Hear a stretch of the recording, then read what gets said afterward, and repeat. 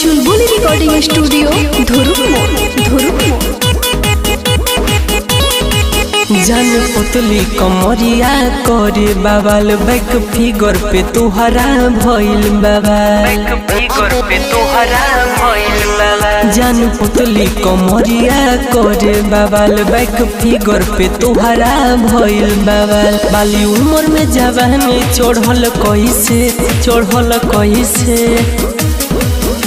तो देखे में लगे कोनो फूल जैसे बाड़ू भीतरी से हबड़ा फूल जैसे तू तो देखे में लगे कोनो फूल जैसे बाड़ू भीतरी से हबड़ा फूल जैसे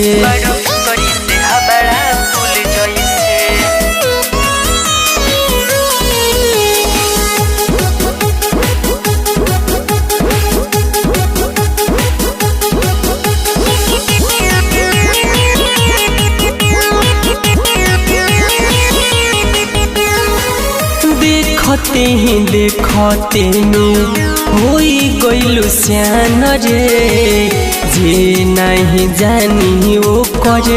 ले बुझान रे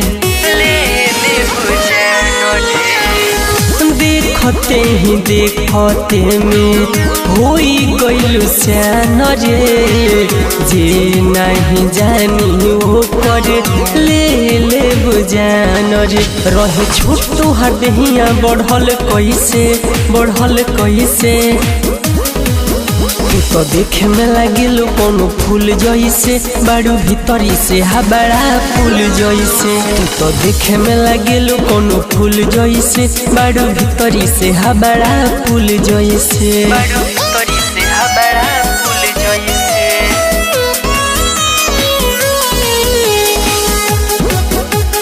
चुलबुली रिकॉर्डिंग स्टूडियो धुरुप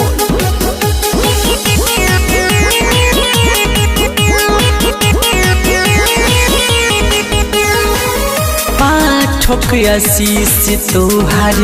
रहे दीवाना रे चिखले सामान तो काहे खोजता रे मन रे